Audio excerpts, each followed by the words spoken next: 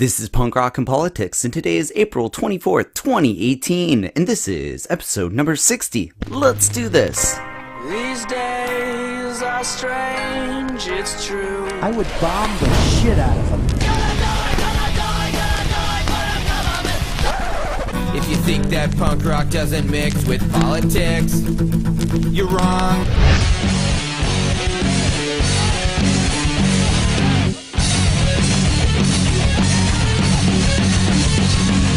Welcome to Punk Rock and Politics. Today we'll be talking with fellow podcast host Mike from Punks for Progress about the Hawaiian North Korea missile scare, the March for Our Lives to stop gun violence, and our predictions for the 2020 Democratic presidential nomination. This is supposed to be a democracy. It's not right now. It's not even a representational government because my government does not represent me, or even the majority of the people that feel the same way I do. All that and more on today's episode. So, let's get to the political mosh pit. But first, here's the news of the week. Here's what's making news.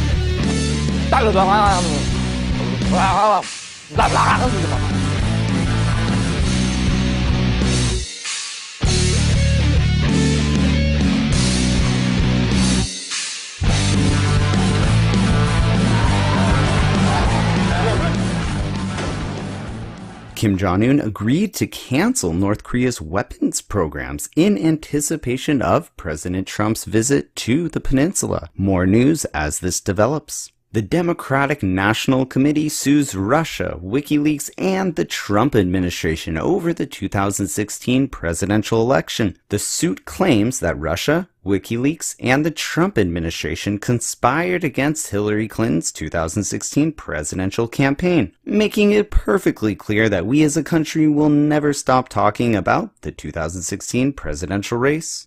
Under President Trump, the national debt has now topped $21 trillion for the first time ever.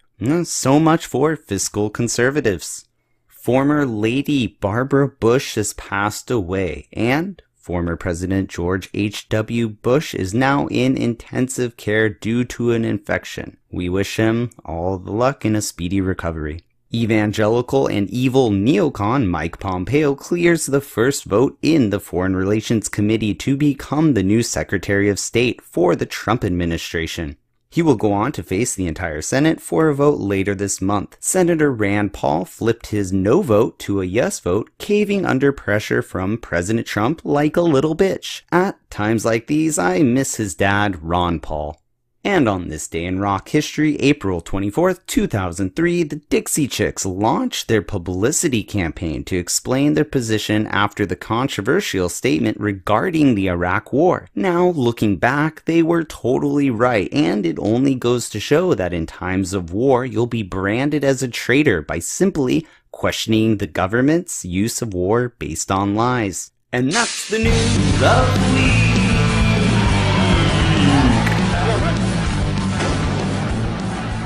What is up, my fellow political junkies? And as you may know, here on the Punk Rock and Politics podcast, we're all about getting conversations going on at political and social issues, as well as promoting great underground music. That's why when I discovered another fellow podcast called Punks for Progress, it blew my mind because their podcast has essentially the same mission. Mike and his nephew, Reverend Aaron, feature bands and talk about politics as they do a weekly podcast called The What the Fuck Report. And once I discovered their podcast, I knew I had to have them on our podcast to get some conversation going. And in typical podcasting host fashion, Mike from Punks for Progress and I had a lot to talk about, and the conversation got a little heated and long-winded, but it was amazing to talk with someone who I personally agree with on a lot of issues, but we were still able to hash out some differences. It's always great to talk with fellow podcasting hosts because there's never a dull moment, and that's putting it mildly. So I was honored to have Mike from Punks for Progress to stop by the political mosh pit and share some of his ideas and opinions. But before we get to the interview, let's get down with some Hawaiian punk rock. Here's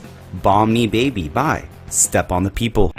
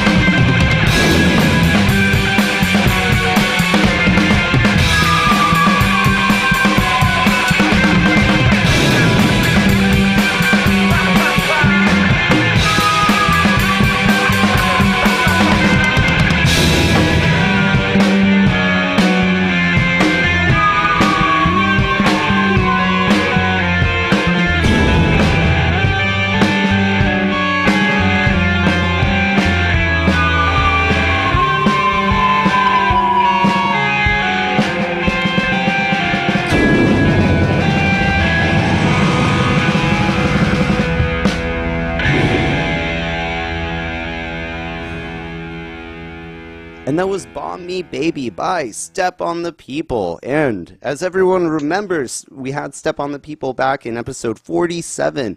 And they were a Hawaiian-based band. Pretty awesome. And I actually have the honor today to have Mike from Punks for Progress podcast to join us. And he is also from Hawaii. So what's up, Mike? Hey, how's it? Hey, good. How are you? How's it going, man?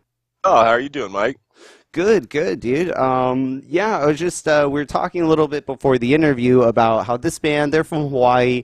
You've been out in Hawaii for a little bit and kind of trying to get acclimated into the punk scene, huh? Yeah, in the little city I live in, not a whole lot of punk rock around here. I'm sure there's some more closer to Honolulu, but I'm on the North Shore, and pretty much the only thing out here are waves. So I'm going to have to create some punk rock around here somewhere, I think. But I know that there's bands that play. My roommate is into the scene, and you know, so he was kind of hoping that once I got here, we could find some decent music that we could go find, you know, some live music somewhere. Yeah. So. And you do a podcast and everything. It's called Punks for Progress. And actually, so tell us more about that really quick. Yeah, I do. It's my nephew and myself, and we would get on the phone and we'd have these huge, long, 2-hour conversations about politics and what's going on in politics, and we rant and rave. And he says to me one day, it's like, we should record this and like do a podcast. And I just laughed. And now here we are. We've been doing it for over a year and a half, and to interview some great bands. We had wonderful interview with Tony from the Adolescents. We got to interview the Dolly Rots. And we just did an interview with Charlie from the Dirty Cakes Band out of LA. So, and then, we've done, we obviously we talk about politics. We started this right, during the election season. So that was the main topic. And then after the election, we were pretty blown away. So now it's me and my nephew, Reverend Aaron, and we're all about fighting the fascists and, driving out this fascist regime and letting people know and trying to get the word out that, what's up. And, as well as punk rock. Yeah. And, punk rock's always been kind of involved in this anyways, I mean, I'm kind of old, so I'm a little bit older, kind of old school. I came out of the 80s. So, Fresh Fruit for Rotting Vegetables was one of the first albums I had. And it was just riddled with Jello Biafra's political point of view. Oh, jeez. Yeah, man. Like, Jello Biafra is just in the dead companies. And then even later with his spoken word stuff, and now his solo stuff, he always has so much knowledge, man. I love listening to him. And he's done some other stuff. He's gotten together with some other bands, and he's definitely, ever since, Trump's come in, I mean, you've seen him on the internet with his Nazi Trump fuck off t-shirt. Yes. So, I mean, he's out there, he's doing his thing still, and he's doing it with other bands. Now, he's not doing it with Dead Kennedys, there's a rift between them. Yes. What that's about. But Dead Kennedys tour without him. That's so weird. Yeah, it's so weird. For some reasons. Yeah, there's something going on there. But Jello's out there doing his thing, and then really of course weird. Henry Rollins is out there doing stuff. Yeah, and he's kind of political, but he's more kind of like doing a social type thing, which I love his spoken word also, Henry Rollins. But it's really interesting comparing Jello Biafra to Johnny Rotten of the Sex Pistols, because I've watched a few interviews with him on the BBC, and he's kind of saying like, with Brexit, right? I compare Brexit and Trump. They're pretty much the same thing. It's kind of like a fuck you to the system, a referendum on the system, very nationalistic movement. But Johnny Rotten, he said that he was kind of like, we didn't want Brexit, but we got it, and now we need to do it and make it work. And he was kind of implying the same thing with Trump. So it's kind of interesting how the two schools of punk, one's kind of going, to the old school way, like, fuck you, Trump. The other one's like, well, it's what happens. We need to, just go with it. It's really interesting. Yeah, well, John's out there. Yeah. John's out there in his views, and John still likes to say things to get a rise out of people, just to get a rise out of people. That's what he's done his entire life. He's done his entire career. And he talks long shit out the side of his neck just because he can, and he says whatever he feels like, even if he's spouting complete bullshit. Mm-hmm. So, I mean, it's what he does. I don't take what John says, I take what John says with a grain of salt. Basically, and go, okay, right? I mean, Jello knows what he's talking about. He understands politics. You know what I'm saying? Oh yeah, I don't look I don't know how Johnny much John Rotten does, as like a intellectual luminary or anything like I do. More so as like Jello or Henry. Definitely not. Right. I would definitely. I tell you, if Jello was teaching a class at UC Berkeley, I'd go check it out. Oh, dude, that would be so sick, Professor Biafra. So, well, like we played earlier, I played the song from Step on the People. They're out there in Hawaii, and actually it was crazy because I was talking to them about the whole North Korean missile situation, because back then, it was a few months ago, I think.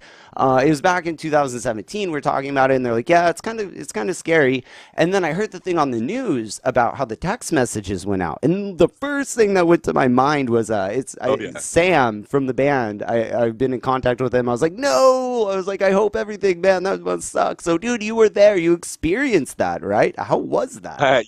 Yes. It was kind of weird, man. I mean, it's like, so I think it was a Sunday morning, and I'm headed over to my buddy's house. We were going to go surfing in the morning, right? And I leave the house, and I get this weird, that weird tone that you hear, like, the test they do every month, right? And I'm like, hey, it's not the first of the month. I'm like, that's weird. I'm like, and it's not raining, so it's not like, a flash flood warning. And I'm like, that'd be trippy if it was like, a bomb warning, like, they were going to, like, North Korea was going to bomb us or something, right? So I'm driving, so I'm not looking at. You thought that? You, thought that? I did. That thought went through my head. So I'm driving. I'm not looking at my phone, right? And I pull up at my buddy's house, and I look at my phone, and I'm like, what the fuck is this? Like, you gotta be kidding me, right? And so I'm like, hey, dude, did you check this out? And he's like, no, I didn't get this, right? And I'm like, get out of here. He's like, no, I shut my notifications off, so I don't get notifications. And I'm like, okay. And so we got on the internet right away and tried to figure it out, and then we went to Hawaii News Now. They have an app, and I happen to have it on the phone, and I pulled that up, and they immediately knew within 15 minutes that it was an issue, that it was not a problem. It was a false alarm. Yeah, so we knew right away that it was a false alarm. But still, I mean, that was probably like 15 minutes of like freaking out while you're Google searching, I was just like, should I go back home and pick up my daughter? I'm like, is it really? Yeah, what if it was an actual missile and you're just in there Googling shit? Like, I'm like, well, is this for real? You got to, like, of course I'm screenshotting it and putting it on Instagram right away, right? Oh, because I'm like, this has got to be a joke, man. Come on. Wow. And so check it out, right? So me and my buddy were like, okay, cool. Well, let's go check out the surf. You want to go get coffee? Yeah, let's go get coffee first, right? Mm-hmm. So we head over to Cafe Haleiwa. No, we head over to Cafe Haleiwa. And as we roll in there, we're like, it's like people were coming out, and they're like, it's closed. And what do you mean it's closed? It's, 8 o'clock in the morning. They're not closed. It's Sunday morning, right? Yeah. So we went there, and he's like, yeah, we're closed. He's like, as soon as that missile warning came in, all the cooks left. He's like, I have no cooks. And then we're like, oh, no. So dude lost all his business that day. Wow. He had to close down for the day, yeah. And we're talking, a little cafe, breakfast cafe right there on Cam Highway in downtown Haleiwa. Oh, wow. So I mean, it was, he lost a butt ton of money that day. So because of that, because that whole thing went down. Yeah, but I think it was like three people that ended up losing their jobs over that. There's the dude actually that sent the message out quit. Oh, because he was he was getting too much harassment. But they still talk about it on the news today because it's still there's still repercussions and there's still, things going on because of that. But just to think, it's just a false alarm, nothing happened, whatever, it's kind of still, you can't though, really, because it could happen, theoretically. Well, I know, right? How sick was that I actually had the thought, that'd be funny if it was like... I can't believe you thought that before. I actually had that thought, right? Yeah. And I was like, I saw that, I'm like, oh shit, that was like weird. Yeah, I know. Like, it can't be, right? I'm like, nobody was like running around crazy, then again, there's not running around Haleiwa. Right. So I just, the tourists hadn't got here yet, but I don't know, man. It was a trip. But would they even have gotten the text message? Because would it only have gone to the area code? Anyone in that area gets it, huh? Yeah, because because I don't have an 808 area code yet. Oh. Because I've only been here since January. So it's because of the location. Oh, wow. That's how they do the reverse 911. The GPS. So Wow, all the wow. tourists got it. Are you kidding me? They show on the news all the time of the scenes from downtown in Waikiki and Honolulu. And people just running back into the buildings and getting run over and trampled because they're freaking out. And there was like certain places that wouldn't let people in. They were trying, wow. and they're like, "No, you can't come in." And they're like, "What are you talking about? There's a bomb scare." And I showed this one dude on the news putting his little girl down a manhole. Oh my God, Like, dude. I Wow. swear, dude, there was on the news. That guy they showed it over and over again. This guy was like putting his little girl down a manhole, Yeah, yeah. and it showed the security cameras of the people running back into the hotels in Waikiki. Oh, jeez. It's crazy. That's Can you insane. imagine? And This is the environment we live in today. exactly. Why? Yeah, exactly. Because these two dictators, these two so-called dictators, and I'm referring to the one in this country as well, have little teeny penises, and they feel like they have to, flex their muscles. I mean, it's seriously what it is. yeah. Is they are so, I swear, they have so low self-esteem that now, there are these, huge, powerful people. They're gonna flex their muscles. I mean, and we can segue right into what we were talking. When it comes to like I like to say, little penises. Well, get yourself a penis extension. Make yourself feel like a man. Really, you need to have a gun to feel like a man. Trump needs to have a freaking army to feel like a man. Yeah, and Little King needs to have an army to feel like a man, and now they they go parading their weapons around, their penis extensions around in big parades, and now Trump will do the same dang thing. Well, okay, but before we do, definitely, that was a perfect thing. I was gonna say, because we're living terrorized on the national level, we're living terrorized, and now on the local level with the school shootings and everything, we're being terrorized. But before we move on, because we're going to talk about guns and gun violence today, which is a huge issue, and I'm really excited to address that. But before I do want to mention the Trump versus Kim Jong-un. I do think you're 100% right with Trump and his little penis. Kim Jong-un a little bit, but in a way, it's fucked up. I don't support the regime of North Korea, but I totally understand the mentality of being a leader of a small country and being like, I want nukes just in case you come fuck with me. Because look at America. We go into every country and we bomb the shit out of them. And then if you look at Libya with Gaddafi, Gaddafi gave us his weapons because we're like, oh, you don't have your weapons. We're going to go, you need to give us all your chemical weapons. We're going to go in there and fuck you up. And he's like, okay, here's my weapons. And then we went in there and fucked them up. So why would Kim Jong-un give us his weapons? So much covert, dude. We did so much covert shit in Libya. Yes. That was going on for freaking more than one administration in Libya. Trust me. We were supplying him with those weapons. Right? Yeah. Just like we are every other freaking country back there. Exactly. Trump just signed billions and billions. He loves to say billions. Watch him. I noticed that. He loves to say that word billions. Right? Billions and billions and billions. To Saudi Arabia, we're sending them like billions of dollars worth of weapons. Mm-hmm. Great. This country that is the worst when it comes to human rights. Yeah. Women's rights. It's a completely male-dominated society. Women have. Oh my God! Don't even get me started no on Saudi Arabia. CNN. Right. And no, we're going to sell them all these weapons, and they have this we're new going to sell leader, them just Mohammed. like you did. It's yeah. Yeah. And what about Syria? Ugh. We're selling them weapons, and they're bombing. I mean, it's the whole thing. Yeah. It's like how when we gave. It's like how they took, like how ISIS took the weapons that we gave Iraq. Yes. ISIS took them, and now we're being bombed with our own freaking weapons. Yeah, exactly. Yeah. Well, the Iraqi army ran away. Yeah. Right. Well, back to let's just make some more with Saudi Arabia. With Saudi Arabia, have you noticed CNN and New York Times and everyone? They're touting this Mohammed bin Salman, this MBS, this new leader as, oh, he's a reformer. He's so great. He's actually letting women drive.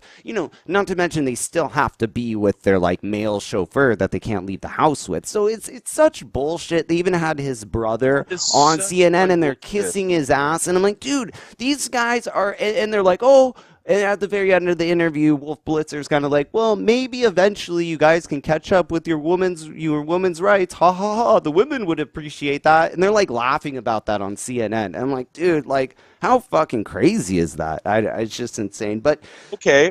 with, What about gay people? What Yeah. about trans people? Oh, Really? well, they're oh, going to get wiped out. They're not great, even so now allowed women to can drive. exist. Oh, that's so cool. What is this?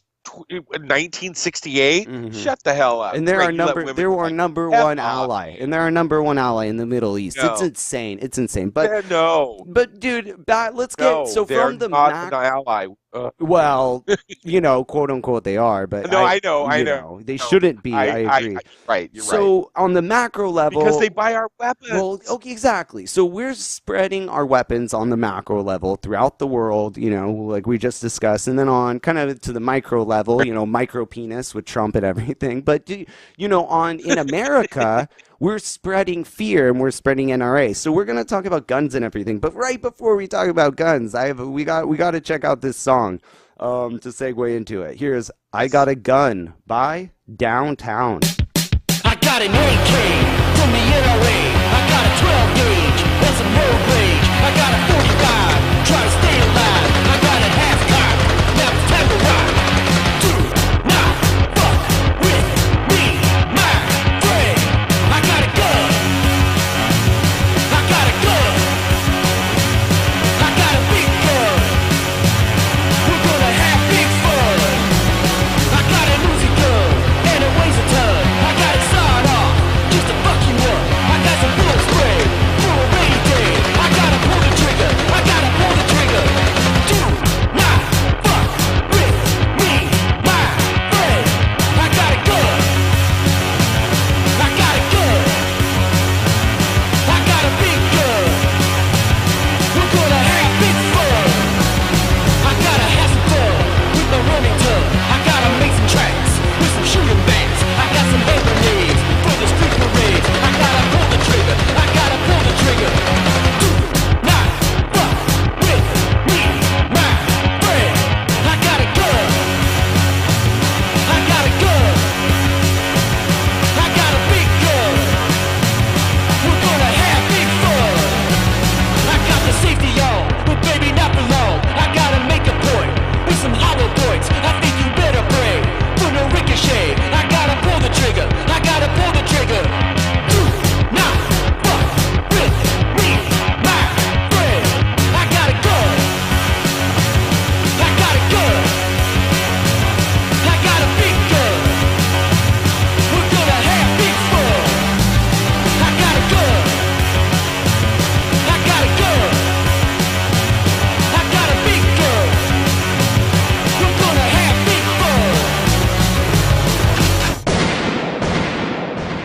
And that was Downtown, I Got a Gun. And yeah, dude, Downtown is they're an awesome band from Seattle, and they're just completely outrageous. So I don't take that song totally seriously. I'm pretty sure a lot of it is satirical. So, all right, Mike, let's get to the political mosh pit, man. So, dude, after all of the Parkland school shooting and everything, 17 people were killed at this high school. A lot of these high school kids, they're organizing a march, and this is near and dear to your heart. Yes, my daughter's 16 years old and she attends high school here in Hawaii. And the bottom line is, and my son is in California and he's still in high school, right? So, yeah, I have kids in high school. This could happen at any point. Yeah, it is kind of near and dear to me.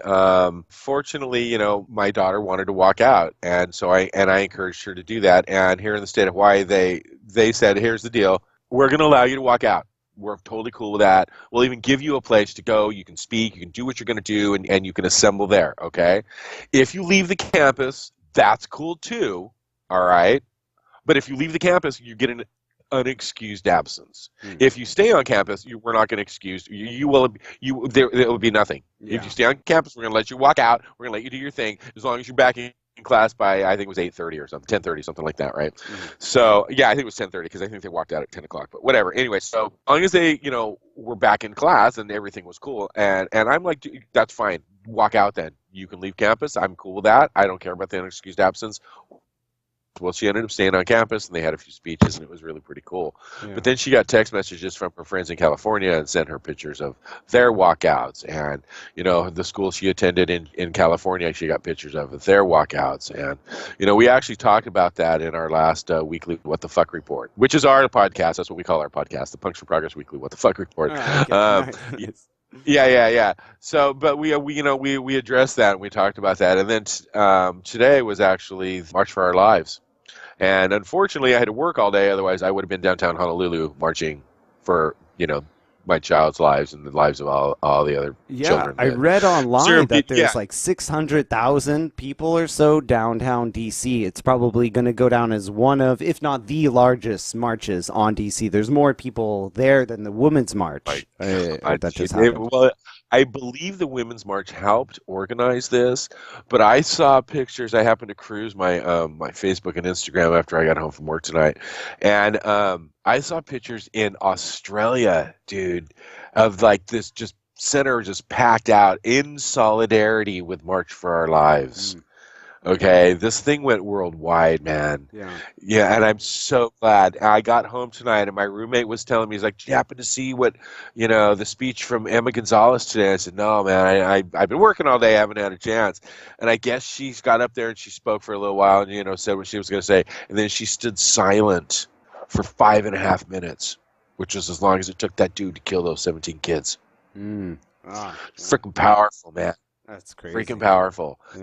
Yeah. Wow. Yeah. So, that's really powerful, especially because you put it in that context where it's showing that. And I don't know what it is that's going on, because the school shootings they've definitely increased over the past recent years and the past decades, and I think the Women's March organizers may have helped, but it was really these Parkland students, these high school students who are coming out and stepping out and talking. Absolutely. And this has never happened before, where the victims have come out and have made a splash. Ever. You know what I mean? Like, no, you're right. And really has never happened. Dude, they're not letting people forget about it. Yeah. That's the thing.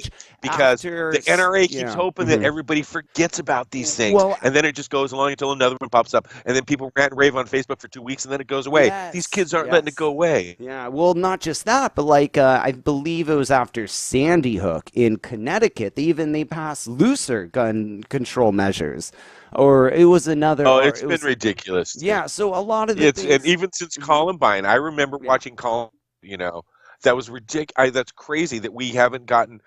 It's taken this long. That it's taken this long. I mean, Did you see? I want to say it was on the cover of Time magazine. Those kids. Emma Gonzalez was on the cover with her friends in the background, and it was freaking powerful. They're standing there, and they're like, "Yeah." Mm-hmm. They're not letting this go. This is awesome. This is so incredible. I'm so stoked that these kids are going to be the ones taking care of me when I get older. I have a lot of faith. They're the ones that are going to be running the shit. Oh yeah. I have a lot of faith in the younger generation, the generation after the millennials. I think it's like Generation Z or something. There's not. Someone will think of a catchy little title for them. Maybe they'll be called like the badass activist generation or something. But they're definitely out there. But with guns, it's such a triggering issue, kind of like religion, or like abortion. It really, really gets people fired up, and I've noticed usually with guns, people are either very pro-gun or they're very anti-gun. And I was raised here in Southern California. The only time I ever really shot guns, I would go up to Idaho, shoot guns with my grandpa out in the forest. And I didn't really get associated into the gun culture till I moved out to Arizona, and I lived out in Arizona for about 7 years, and everyone out there has a gun. They're always packing. They usually have like two guns on them, not just in their belt but in their pants, and I'm usually like, are you really this insecure? You don't need this. Why do you need this gun? At first, scary, dude. It was scary, but after living there for 7 years, there was no accidents.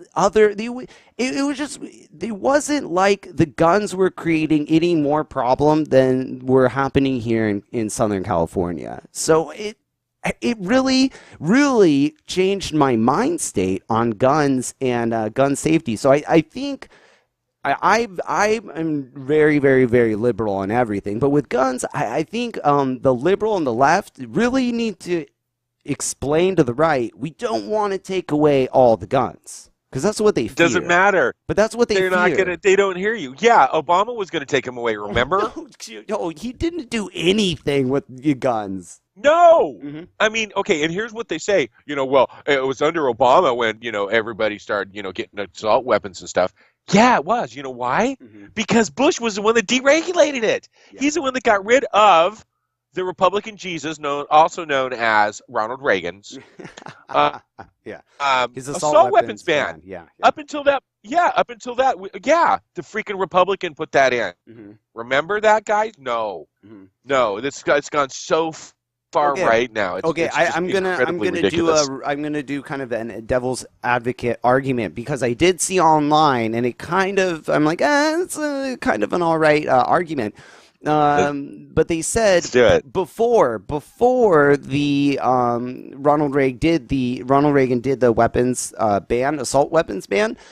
That weapon, the same weapon that's being used now in most of these school shootings, was available for purchase, and there was just as much, if not less, regulation back then. So why wasn't there being as many school shootings and mass shootings back in the 50s and 60s, 70s when it was being sold as there is now? And I was like, that's kind of a fair question. And I don't have an answer. I don't know why. And that's a thing. Why is there so many shootings? I think there's a bigger root cause. The guns are a big problem, and this is a weapon. And people are like, oh, well, if you get rid of guns, people are going to stab people to death. It's like, no, you can't stab that many people that quick. But there's a deeper issue to this than just the guns.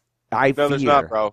No, you don't there's think not. so? It's just the guns. No, I absolutely. Okay, there's been teenage angst in schools, in high school, since the 50s, since the 60s, and in the 70s.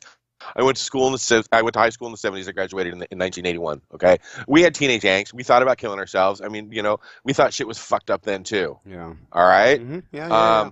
But the bottom line is, we didn't have as easy access to freaking guns. Mm-hmm. You know what I'm saying? I mean, I grew up in Long Beach, California. Okay, I moved out to the Inland Empire in my high school year, out towards Ontario, Pomona area, right? Freaking Pomona, okay? The LA County Fair is there, Yeah. right? All those buildings there, they have so many expos. They have a gun show there, I swear to God, 4 or 5 times a year. Mhm, Probably 4 mhm. times a year. I'll bet you they have a gun show at the Pomona And Fair. those are really easy to buy a gun at. The gun We show. all know about. You've Simple. heard The about gun the show loophole. Yep. You've yep. heard about the gun show loopholes. Mm-hmm. Exactly. See, and No, that's the bottom line is guns are easier to get now. Yeah. If kids can't get them, they're gonna. Okay, so you're gonna stab your buddies, right? No, that's right. Because and then the big football player is gonna come over and kick you in the head and go, "Shut the hell up." I mean, seriously. No, that it's argument. not gonna happen. That argument from the But I right mean- is ridiculous. About but No. but back to the guns. So Now, wait, okay. let me also Yeah, hang yeah, on. Let me also clarify. Yes. Let me also clarify Yeah, my okay, because I grew up in California, Southern California as well. Okay, and in Long Beach, I remember my dad bought himself a handgun. He bought himself a .22 pistol that he kept, I swear to God, under the freaking mattress. Okay, because we were pretty close to Compton, and he hated black people. Oh. Anyways, so he and there were break-ins and stuff around the house, so he bought himself a gun for protection. Okay, I don't think he ever freaking used it. I think he used it one time when he tripped and fell and broke the dog's back, and he had to shoot the dog in the backyard. And I'm like, oh my God, I can't believe my dad shot the dog in the backyard. But anyways, I squirreled right there. But we never used it for protection, but I guess that made him feel more safe, made my mom feel more safe, probably, I guess. My dad wasn't a big man, probably wouldn't have beat somebody up if he walked to the door or whatever, you know what I'm saying? So I get that, but I did not grow up around guns. I had a BB gun, I think, one time, and I would go out, plunking little, trying to shoot dead birds, and I realized that was kind of sucks, man. It's fucked up. So I quit doing that too, right?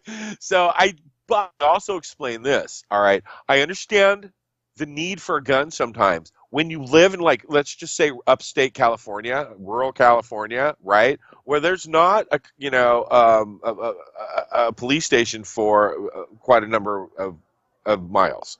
We don't have a police station here on the North Shore. Yeah. Our closest one's like 20 minutes away in Wahiawa. Now, F50 runs around here every once in a while, but there's only like 5 cops that patrol the whole of North Shore. So I'm just, you know what I'm saying? So I can understand people who might want, or if you have some wolves, might need a need or for if a gun, you bro. if you have like a lot of property and you have wolves or something that's coming in and Right. trying to eat You your have dogs, wolves you or could. s- But I Exactly. think okay, good. I'm glad you kind of went into this because I have there's a lot of like right right. wing and Republican libertarian people who listen to the show, and I think that's awesome. You know, all types of listeners listen, and I don't really want to just beat the liberal drum, progressive drum, because that's where we are. I want to kind of, as liberals, I I'll want to beat it. reach out to our conservative fellow, our friends, our fellow Americans, and so we need to talk about compromise, you know? So we're just saying these are instances where people definitely should have a gun. If you have a small handgun for protection in your house, Well, I'm not. no, so that's... I cannot tell you, bro. I can't tell you honestly that I've ever heard any liberal ever say to me, "Let's take away all the guns." Thank you. Okay. Yeah. No, I have yeah. never heard that. Now I have heard it from the right saying that the left wants to take away all yeah. your guns, Yeah. but I've never heard it from the left.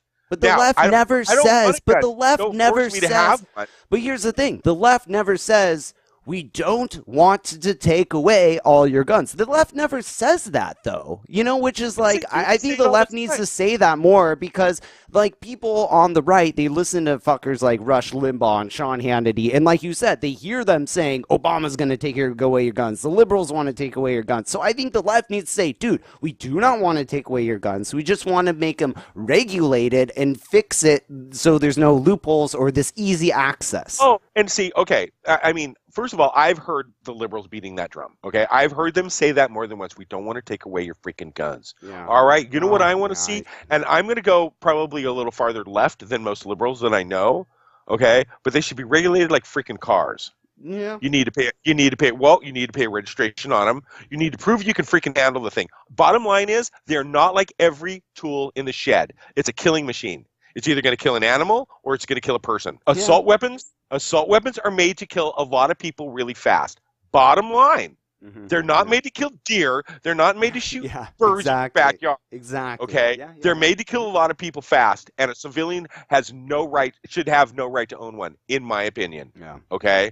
Now, you want to own a shotgun to kill the bear that's coming in your backyard and eating your food, might kill your family? No problem with that. I totally get that. But you got to prove to me you can use that freaking shotgun. You're not going to shoot yourself in the foot or shoot your family. You need to pay for it. It needs to be registered, okay, and licensed. You need to be licensed. I don't and think that's not registered. You Yeah. need to pay to keep up on it. No, I mean, well, I don't you know. have to I do don't that know with about. cars. I don't know about paying to keep up with it. I think as long as if you when you get it, you register it, so the government or whatever knows that you have it, and if you sell it, you have like a deed on it, like a car. So you know, if you sell it, you need but to. yeah, You know, if you get it's older, not that crazy. I don't think.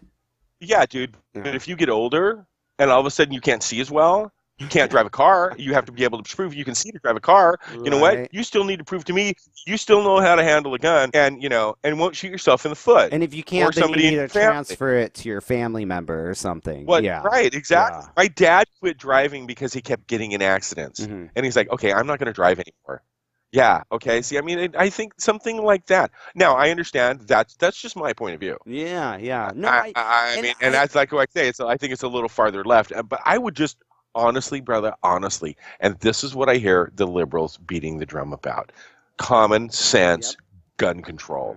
Okay? Close the damn gun show loophole. For Pete's sake. That's ridiculous. Here's the problem. Here's kind of the problem is like we were saying affordable health care with Obamacare, you know? And it's like, I don't know, man, because it's more affordable than anything else we had before that. Yes, you're and right. You're talking to somebody that still can't afford health care. I know. That and that's a whole nother issue, but it was basically a handout it didn't go far enough left as it should have, which I'm afraid that if we do, I'm afraid that if we do this, but if you're gonna compromise, man, you don't approach the table halfway, man. You go full out, dude. Everyone called Obama a crazy liberal. He should have been like, yeah, we need universal single-payer health care. You know, when you play poker, you go all out, and then you work to the middle. Obama started from the middle and then went to the right.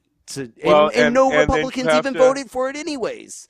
But you have to understand the Republicans sabotaged it, man. they pulled out the risk corridors in there. So the insurance companies didn't get paid. Obama said, I know you're going to lose money for the first couple of years because now you have to insure all these people who have pre-existing conditions, and you're going to have to take care of the kids that are on their parents' insurance longer, and you're going to have a bunch of new people. And yeah, you're probably going to lose money for the first year. So you know what, you freaking kiss-ass babies, we'll give you some money, okay? We'll kick you guys down some money for the first couple of years, okay? Yeah. And then once it stabilizes, right? Then you start making, I think honestly, I think it should only be like 5%. But they were I think it was somewhere around 10 or whatever, right? So Obama put these risk factors in. Goddamn little Marco Rubio pulled them out. Threw it in a bill somewhere, buried it in a bill somewhere, and pulled the risk factors out. And then Trump has done that even he took away the individual mandate because they couldn't fully repeal that, so they just took away the individual mandate. He also took back the subsidies to the insurance companies so that it would fail. Oh yeah, Trump. That's what the risk corridors were. Where that was the subsidies from the government to the insurance companies. Because they couldn't full out vote it out. They had to fit. They had to put these other measures into They had to put these other. No, they can't vote it out, bro, because it works, man. People even the idiot Republicans that are on it like it. Yes, well, it's better than what it was before, but it's not what it's not universal health care. Yeah, dude, because it's still for profit. But we digress. That's a whole nother issue. I shouldn't even brought that up. But what I'm saying is how it is the messaging. No, you had some really interesting points there. But the messaging with affordable health care, and we should have went all out and explained affordable. I think the common sense gun control. I don't know. I think it makes sense, common sense, but for some reason, Republicans think common sense gun control means taking away all the guns. So I guess I don't know how you message it to Republicans and libertarians. Maybe we need to make a list of all the guns that we liberals were like, these are okay guns. I don't know. Yeah. You know what, dude? When it comes to common sense gun control, man, I mean, dude, no civilian should have an assault weapon, a multiple person killing machine. A civilian shouldn't own that at all. Yeah, I agree. That's what I mean. I agree with that. Okay, common sense. Yeah. Okay, close the gun show loophole. You can't just walk in there without a background check, man. And let's improve these background checks a little bit. These last couple of, mass shootings that have happened, they go back and look into these people's backgrounds, and a lot of times there's a bunch of crap in there that should have been reported and wasn't. Yeah. Now, every once in a while, you get somebody that doesn't have anything, but for the most some of it is some of it's kind of ridiculous though, because this last with this Parkland school shooter one. There was a YouTube video or something that he wrote. So supposedly someone with the same YouTube name as him wrote, "I want to become a school shooter" or something. And then that guy reported it to the FBI, and then the FBI you can only do so much. But the thing is, that was never said proved. Something. No, but that was never proved. The YouTube video comment was never proved to be that Nicholas Cruz guy. But I'm not taking away the fact that everyone in the school knew he was going to become a school shooter, and he was like, that was the common joke in a way, which I've heard on the news. A lot of the students that went to that school, they've said that the creepy bad joke was that he would come back and shoot up the school if anyone's going to do it. But what I'm saying is, right, the class news, clown, he'd be most likely to shoot up a school. Yeah, that was the saying about him, which that is a big deal. But this whole YouTube comment, so people are saying, I remember that. Oh, there but was it used warning. a K in his name, just like he spelled his name with a K. So that's kind of where they were trying to tie it to him. Yeah, but I know. And the fact the news is just saying, and everyone's just saying he did that, and the FBI was alerted to him, and blah blah blah. It's like, dude. The FBI wasn't alerted to him because you didn't track his IP address or anything. So stuff like that, it's kind of like telephone where, the news will say something and then it gets distorted. So back to the overall gun issue and everything, will anything happen? Because we're saying even when Democrats had power and when Sandy Hook happened, Obama was in office and they still weren't passing gun control. So now Trump's in office. Dude, You're not comparing apples to oranges here. They're on the same freaking team, man. Okay, I mean, Obama caved to the NRA. Oh. Trump's. I mean, to put it blatantly, sucking their dick. Yeah. Well, yeah. All right. Mhm. Now, I mean, you want to get somebody in there that's going to do something about it? I don't know. The bottom line is, if these politicians that are in office right now don't do something about it, these kids are going to vote them out. Mhm. These kids are going to be 18, and there's a hell of a lot more of them. You saw? We were just talking about how many people marched right now. Oh yeah. Well, There's going to be change, and they're freaking scared, and the NRA is scared right now. I hope so. I hope so. The I do too. millennial voting block in 2018, I think it's 2018, is going to be larger than the baby boomer voter block for the first time in history. And the baby boomer, I heard that too. The baby boomers have always been the largest voting block. So if the millennials show up, and then in 6 and 8 years from then, if the Generation Z, once they because a lot of times, even if you could still vote if you're 17, as long as if you're going to be 18 by the day. So, and I've heard a lot of crazy things about what about lowering the voting age to 16? Because, a lot of these kids, they're 16, 17, 18, and man, I thought I was far ahead of the curve, but they're saying crazy shit that I was like, damn, I just caught on to that like a decade ago. Like, how the hell do they know that now? I know, right? I was too busy getting baked in high school to pay attention in my civics class like I should have, right? I had to figure this stuff out way later, right? Punk rock music helped me figure this shit out. Yeah. What is Jello talking about? Oh, Pol Pot, what is that? Right? And so I had to look this stuff up. Yeah. Didn't have Google back then. That made it a lot harder. So yeah. I don't know about lowering the voting age. You know what? It's simple, dude. I think 18 is a good age. I think that's a good age to do it. Let's make it a freaking national holiday. Yeah, Quit taking away our voting right. Yeah. Because you know why? Because when people don't vote, Republicans win, man. Yeah. Okay. Now, I mean, you got to keep your eye on the Democrats though, because there's a lot of freaking corporate Democrats out there that aren't going to do anything. And you've got one in your state, Feinstein. Oh, yeah. Well, and even Kamala Harris, I have a lot of problems with her because she is very pro NSA and very pro Patriot Act. And I'm, Good job, man. Good job. Yeah, right? so if she's going to run in 2020, and she's like the neoliberal darling right now. So if she gets the nod, I don't think they're pushing her. No, you know who the most popular politician in the country is? Let's do this before we wrap up. 2020, we're way too ahead of the curve, man. We're pulling a CNN on this shit. 2020 presidential election. You heard it first. No, this is get your tinfoil hats out, Let's dude. do Get it. your tinfoil hats. I want to hear it. Let's just speculate. I don't know. Who is the most popular politician in the country right now? Oh, Bernie Who Sanders. has been? Thank you. Yeah. Thank you. Yeah. Bernie Sanders is still and has been for over a year the most popular politician in the country. Now, that word like leaves a bad taste in my mouth, politician. Mm-hmm. And the bottom line, he is a politician. Yeah. All right.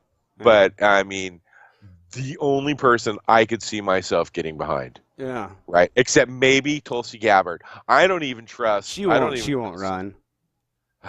She wouldn't run. Tulsi's from Hawaii, bro. She surfs. I love Tulsi. I saw her do a speech here in San Diego at Qualcomm Stadium in the parking lot with Bernie. She did a speech, and oh man, it was. That's a ticket right there. I was like, I already saw Bernie, right? So I was like, yeah, I'm really excited to see Bernie. But honestly, dude, I was like slightly more excited to see Tulsi because I've never seen her before, like live. I saw her, her videos, and I think she has the military experience, the foreign policy experience that Bernie's kind of lacks a little bit. So I think Bernie Tulsi ticket would be like fucking fire. But you know what? That would piss the neoliberals off. Which my call. The bottom line. Yeah, my call is Kamala Harris, number one, for the neoliberals, and then number two is Kristen Gillibrand. she's number one. She's totally running. She's doing everything she can to run, and I think she's gonna be the main pick. Dude. Oh yeah. And the thing about Kristen Gillibrand is she was very kind of corporatist, but she caught on to this this wing, this progressive wing, and she's gotten more and more progressive. And she got out of the gates with Jackie Spear and was trying to pass this this bill about congressional members harassing women. And they're saying how it's really bad in Congress, that a lot of congressional members are sexual harassing their aides. And they came out and did a news conference about this, dude. Kristen Gillibrand and Jackie Spear. And now they just passed a bill that anyone in Congress, if they get sued for sexual harassment, they have to pay for it themselves. So I kind of think, like, dude, Kristen Gillibrand got that running, and she's voted against every single one of Donald Trump's nominations. She's voted against every single one of them. Now, do I want her to win, or do I think she's the best? No. I would love Bernie, and I think Bernie's the best. But I think Kristen Gillibrand, I think she's going to be the one pushed. Unfortunately. Name to watch there, huh? Oh yeah, have to watch that one. I'll definitely keep an eye on that. Yeah, she's positioning herself Interesting really. And call. Dude, go just follow her on Twitter, man. Like, just follow her on Twitter, dude, and like watch a lot of her responses. Dude, I can definitely see the Kamala Harris thing. They're definitely priming her for totally. For and a it's run. like, God, she's gonna not. There's no way she could win against Trump, and it's just like. Before we wrap it up here, it's like you would think they would learn their lesson. And when you said Bernie, I don't know. I know when I first met you or kind of got associated with your channel, the Punks for Progress, I saw you on Twitter. And I don't know if you've noticed on Twitter, but there's a die-hard group of people who just hate. They loathe Bernie, like Peter Dow and a few other people. But I mean, these people, they hate him. Yeah, because what he's saying is on the money. All right. Yeah, because they're gonna fuck up their way of life. Mm-hmm. Because dude, it's okay. This is supposed to be a democracy. This is supposed to be a democracy. It's not right now. It's not even a representational government because my government does not represent me, or even the majority of the people that feel the same way I do. No. Because we are in the majority. Trump supporters, dude, are 30%. They hover between 33 and 35%, bro. Yeah, okay. Well, people didn't vote. People didn't vote. This all the Clintonians want to blame Bernie or blame Jill Stein or blame Gary Johnson. But at the end of the day, people didn't fucking vote. More people didn't vote than people who did vote. So, wait. But let's back that up a little bit too. Let's not forget about Chris Kobach and his interstate freaking cross-check that kicked off how many hundreds of thousands of people off the voter roll so that they couldn't vote? Oh, what, in the primaries? In the primaries. No, in the general. What? Where was this? Out there? No, this was like in Michigan. 200,000 people got kicked off the rolls, and Trump won by 2,000 in Michigan or something like that. For the general? Interstate cross-check. No way. On the general election. Yes. Yes. Yeah, I didn't. Yes. I never even heard of this. Wow. Showed up to vote, bro. Greg Palast. Okay, he's an investigative reporter. Follow him on Facebook or Instagram. Okay, Greg Palast. And watch some of his stuff about how this election was stolen. They kicked off 200,000 people. I swear to God, I want to say it's in Michigan, okay, where Trump won only by 2,000. Yeah. And most of them because they had the same last names, but not it was like Gary C. Johnson and Gary F. Johnson. Well, they're the same names. Kick them off. Or you know what it was? You know what it was, bro? It was Jose Alvarez. Right. Okay. Or Juan Gonzalez, but it was like Juan Jose or you know what I mean? Because they all named their kids the first name anyways, right? But I mean, so they all had different middle names. Yeah. But then you get there to vote, and then your name's not on there. And so they're like, you can vote provisional. Exactly. And that doesn't count. Yeah. Wow. They don't even count those. See, so because I no. knew a lot of this happened during the primary in Brooklyn, in New York, and then in Right. Arizona. In Arizona, Yes, it I totally remember that happened. too. So a lot of that happened in the primary, and that was reported kind of, but I had no idea that happened in the general. And why the fuck no. aren't they reporting on this instead of the whole Russian hacking and the Russian memes and shit and these like Russian I don't know. bots? That's a really good question, like right? seriously, because that seems I'm like a telling you, bigger deal. Go Yeah. watch Greg Palace, dude. Go Wow. check him out. He's done a lot of stuff on this. He's got a whole freaking video. It's on Netflix, I swear. It's like a half an hour, maybe an hour video of this whole thing about how he's broke it down. The dude knows what he's talking about. Yes, Chris Kobach, I want to say. Yeah. I may be pronouncing that wrong. He's the one that was in charge. He after this freaking interstate cross-check bullshit that kicked all these people off, Trump brings him in, and in his new, remember he had that he formed a new thing, a new committee or something, and put that dude in charge of it. And it was the voter, like he was going to go the election fraud. Yeah. Okay, so he put that dude in front of it to go investigate the election to fraud go thing, investigate right? his own thing. And yeah, they were going to come up with this whole, the election integrity committee, maybe something like that. I think it might have been called. Okay. Oh, geez. Yeah, so they're going to put this guy in so that they can do the same freaking thing in the next election. Hello. Wow. Oh, yeah. See, I don't know. They have to, bro. Wow. They have to. That's they have crazy. To because, I'm gonna have to and it is go not look that up. popular. Well, and that's the thing, I know a lot of people, and I've talked to a lot of people who they did vote for Trump, and it makes sense why they did, and I try to understand and try to like get into their mind and kind of understand it in a way, but if shit like that happened, dude, that's not Put yourself out, man. Yeah. Well, dude, the Russian bot thing, I that's crazy, but this is actual news. That was another level. That's yeah, another news, level. man. And then it Wow. was like you also said, bro, a lot of people didn't vote. Yeah. You talk to people and it's like, well, why didn't you vote? Well, then you know what? You need to shut up. Yeah. Because you don't get to say anything now. You didn't vote. You're part of the problem, and now I don't really want to talk to you. Yeah. I think people didn't realize how bad it would really that's get part of under it. Trump, and and also Hillary Clinton didn't inspire people, so it was kind of a little bit of both. Oh my God, no. Yeah. And I was afraid she was a poor hawk, and now we have John Bolton. Oh no, dude! All I have been doing on Facebook and Twitter is posting how evil John Bolton is.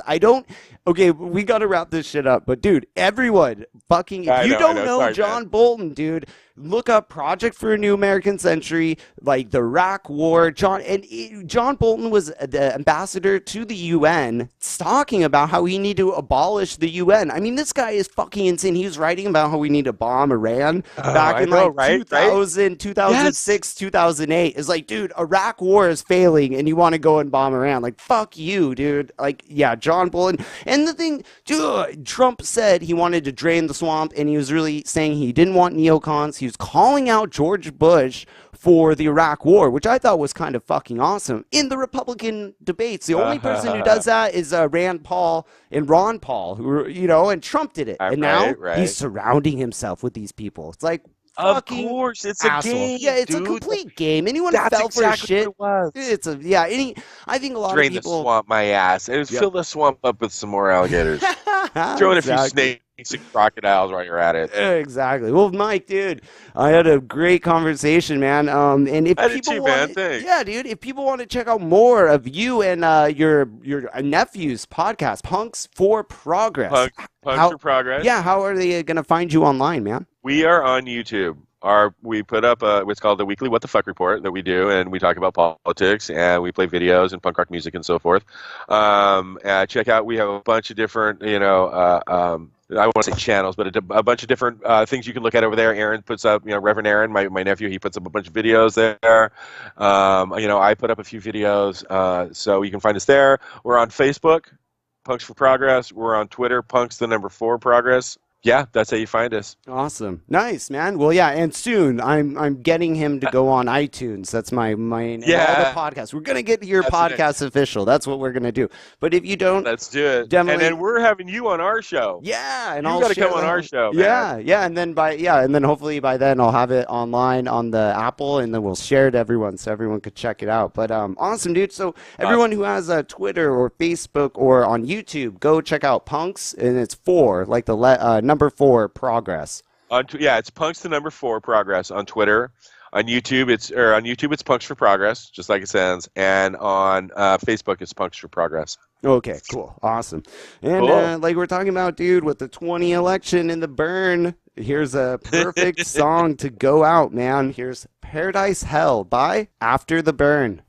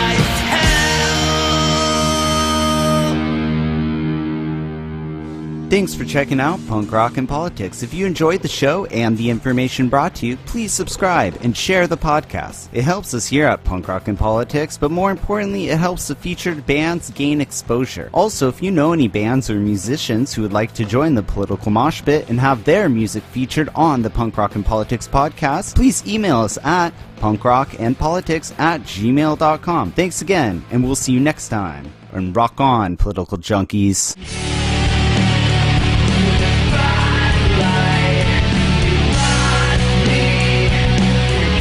I think all of our society is run by insane people for insane objectives. Doing a better job of talking to each other. The left hand now knows what the right hand is doing. Look at those hands. Are they small hands? And he referred to my hands. If they're small, something else must be small. I guarantee you there's no problem. I guarantee it. All right.